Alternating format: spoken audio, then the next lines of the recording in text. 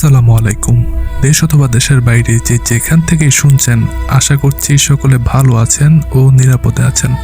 প্রিয় লিসেনার, আপনারা যারা ভৌতিক ঘটনা শুনতে ভালোবাসেন, আজকে আবারও আপনাদের মাঝে আরও একটি ভয়ঙ্কর ঘটনা নিয়ে হাজির হয়েছি। আশা করছি আজকের এই ঘটনাটিও আপনাদের কাছে এক অন্যরকম ভয় শিহরণ লাগবে। প্রিয় লিসেনার, এখনো পর্যন্ত আমার চ্যানেলটি যারা সাবস্ক্রাইব করেননি, দ্রুত সাবস্ক্রাইব করে ফেলুন এবং পাশে থাকা বেল আইকনটি চেপে দিন, কেননা আমি প্রতিনিয়ত আপনাদের জন্য নতুন নতুন ভয়ের ঘটনা নিয়ে হাজির হচ্ছি।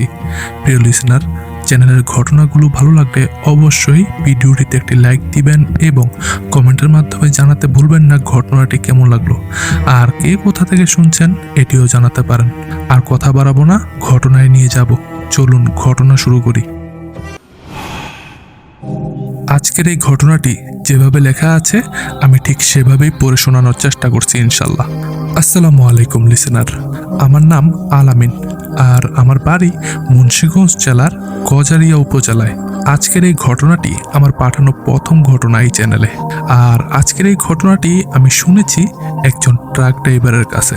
এই ঘটনাটি আমি যার কাছ থেকে শুনেছি তার বয়স আনুমানিক 50 হবে। আর আজকের এই ঘটনাটি আমি যেভাবে পেলাম, এটা ছোট্ট একটা বর্ণনা দেই। আমি পুরান ঢাকায় ছোট্ট একটি দরজা উৎপাদনকারী কোম্পানিতে কর্মরত রয়েছি। আমি যে প্রোডাক্টগুলো তৈরি করি, এই প্রোডাক্টগুলা দেশের বিভিন্ন জায়গায় পৌঁছে দেওয়ার জন্য ট্রাকের প্রয়োজন হয়। আর আমাদের কোম্পানির প্রোডাক্টগুলো বেশিরভাগ সময় রাতে ডেলিভারি দেওয়া হয়, আর তার জন্যই ট্রাকের প্রয়োজন হয়। তেমনি এক রাতে প্রোডাক্ট ডেলিভারি করার জন্য ট্রাক এসে হাজির হয়। আমি তখন আমার ফোনে ভৌতিক ঘটনা শুনছিলাম। তখন ট্রাক চালক সেই ভৌতিক ঘটনা শোনার পরে উনি আমাকে বলল, আরে মিয়া, এই সমস্ত ঘটনা কি শোনো, আমার নিজের সাথে ঘটে যাওয়া একটি ঘটনা শোনো, এখন আমি তোমাকে বলি।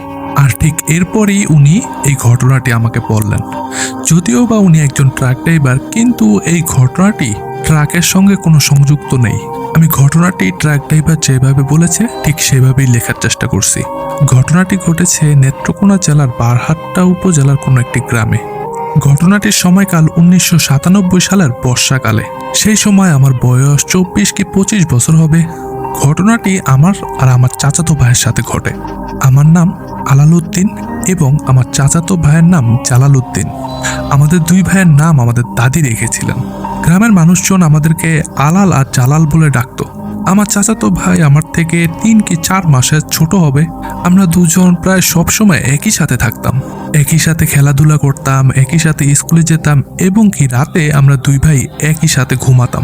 তেমনি একদিন আমরা দুইজন ঠিক করলাম সিনেমা হলে সিনেমা দেখতে যাব। যেই বাবা সেই কাজ। আমরা দুইজনে ঠিক করলাম সন্ধ্যার পর পরে যেই শোটা থাকবে সেই ছবিটা দেখব। যথারীতি আমরা সিনেমা হলে গিয়ে সিনেমা দেখা শুরু করলাম, কিন্তু সিনেমা দেখার এক পর্যায়ে হঠাৎ বিদ্যুৎ চলে গেল। বিদ্যুৎ চলে যাওয়ার কারণে হল কর্তৃপক্ষ জেনারেটর স্টার্ট করলো। জেনারেটর কিছুক্ষণ চলার পরে সেটারও কিছু সমস্যা দেখা দিল। এরপরে এটা ঠিক করতে করতে প্রায় 30 মিনিটের মতো লেগে গেল।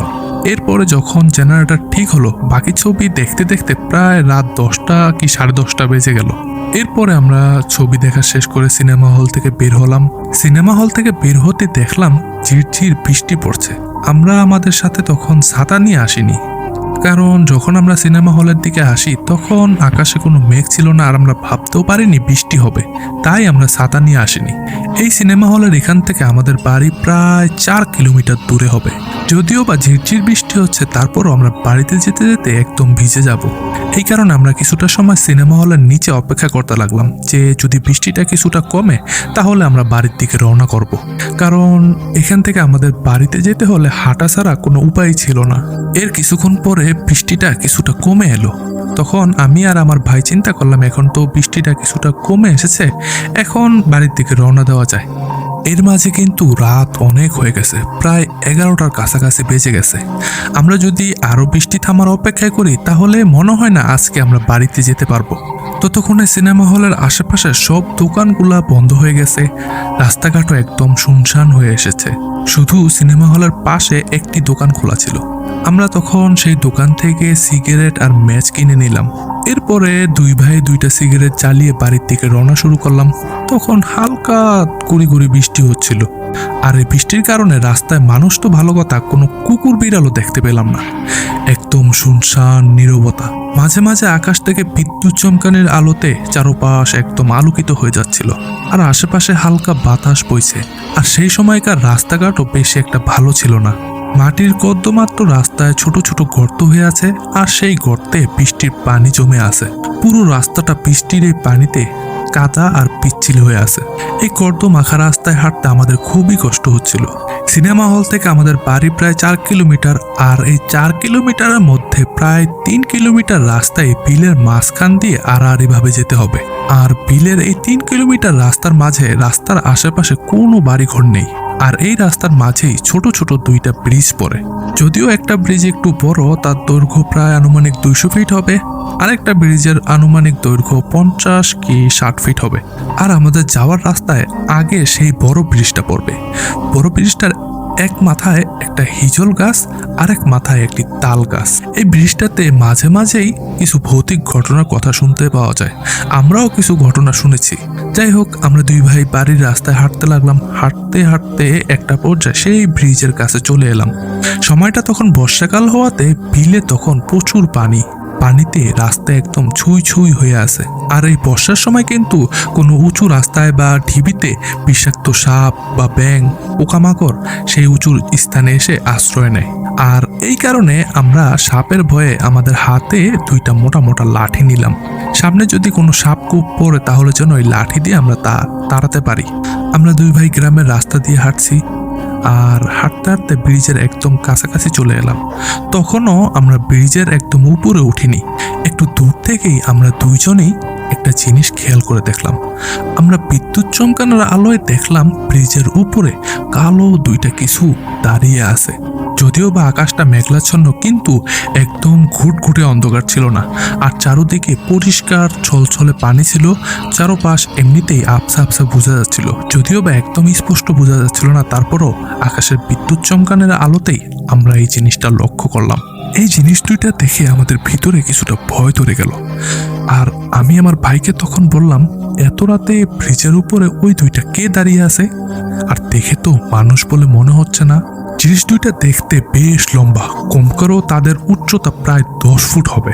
আর বিদ্যুৎ চমকানোর আলোতে আমরা যতটুকু দেখতে পেয়েছি, জিনিস 2টা একদম কালো কুচকুচে। হাত পা মানুষের মতো মনে হলো, চেহারাটা মানুষের মতো মনে হয়নি, মনে হলো চেহারাটা কোনো পেঁচার মতো। আর দেখতে খুবই ভয়ঙ্কর। আর এই জিনিস 2টা চোখগুলো মনে হচ্ছে একদম লাল হয়ে জ্বলজ্বল করছে, মনে হচ্ছে চোখ দিয়ে আগুন জ্বলছে।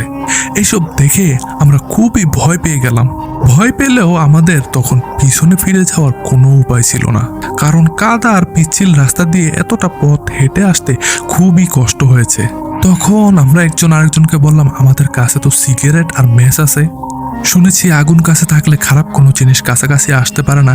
এই কারণে আমরা প্যাকেট থেকে 2টা সিগারেট বের করলাম। যখনই জ্বালাতে যাব তখনই দেখলাম কোনোভাবেই আমরা আগুন জ্বালাতে পারছি না। এরপরে যখন আমরা আবার ওই জিনিস 2টার দিকে তাকালাম, তখন আমরা দেখতে পেলাম ওই জিনিস 2টার চোখ মনে হলো আগের চাইতে আরো বেশি বড় বড় হয়ে গেছে এবং আরো বেশি লাল টকটকে হয়ে গেছে। আর মনে হচ্ছে রাগান্বিত চোখে আমাদের দিকেই তাকিয়ে আছে। এর কিছুক্ষণ পরেই মনে হলো ওই জিনিস 2টা পাখির মতো উড়াল দিয়ে ওইখান থেকে উধাও হয়ে গেল। যখনই আমরা মনে করলাম ওই জিনিস 2টা ওইখান থেকে চলে গেছে, তখন আমরা আবার হাঁটা শুরু করলাম। আর হাঁটতে হাঁটতে যখনই ব্রিজের উপরে উঠেছি, তখনই আমাদের মাথার উপরে কেমন শো শো শব্দ শুনতে পেলাম। আর এই শো শো শব্দ শুনে আমরা উপরের দিকে তাকাতেই দেখি আমাদের মাথার উপরে ফুটবলের মতো 2টা আগুনের বড় বড় গোলা উড়ে বেড়াচ্ছে। আগুনের গোলা 2টা মাথার উপরে চক্রাকারে ঘুরছে, আর ঘুরতে ঘুরতেই নিচে নেমে এসে আমাদের চারপাশে চক্রাকারে ঘুরতে শুরু করে।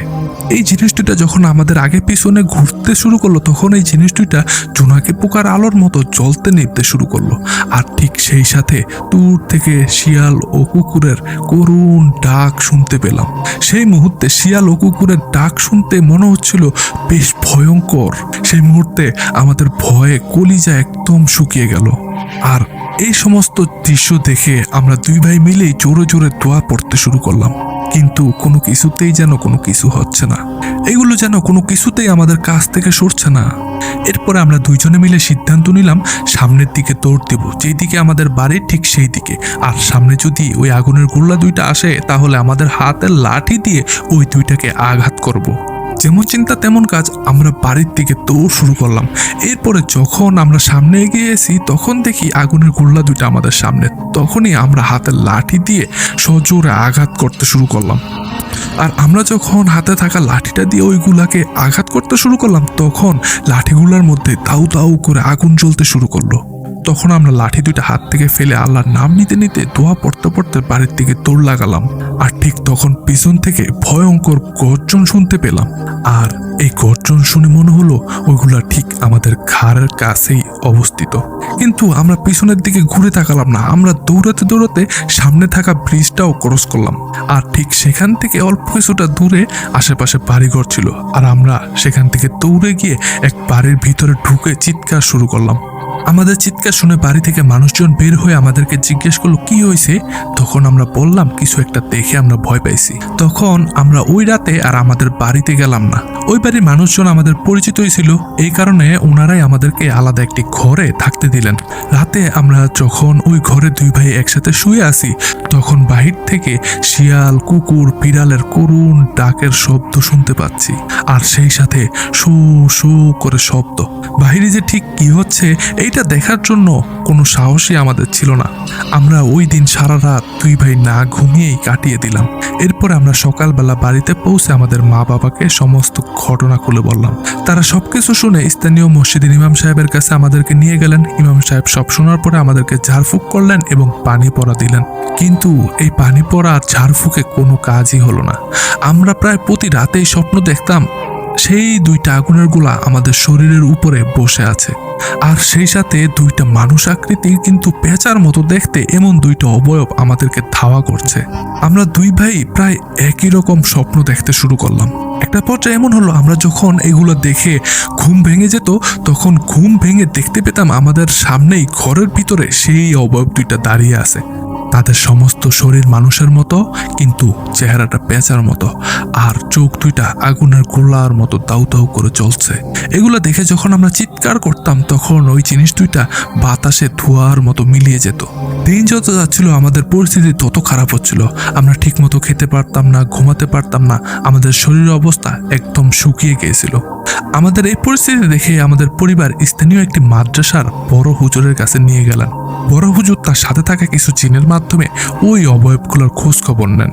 এরপরে হুজুর আমাদেরকে বললেন ওই জিনিসগুলো নাকি পিশাচ প্রকৃতির জিন, তবে এই জিনিসগুলো সবসময় মানুষের ক্ষতি করে না। যদি কখনো কোনো মানুষ তাদের সামনে পড়ে যায় অথবা দেখে ফেলে তখন তারা নাকি মানুষদের ক্ষতি করতে চায়, তবে তারা ইচ্ছাকৃতভাবে কারো ক্ষতি করতে চায় না। এরপরে হুজুর তার তদবিরের মাধ্যমে সেই জিনগুলোকে হাজির করে তাদের সাথে কথা বলেন।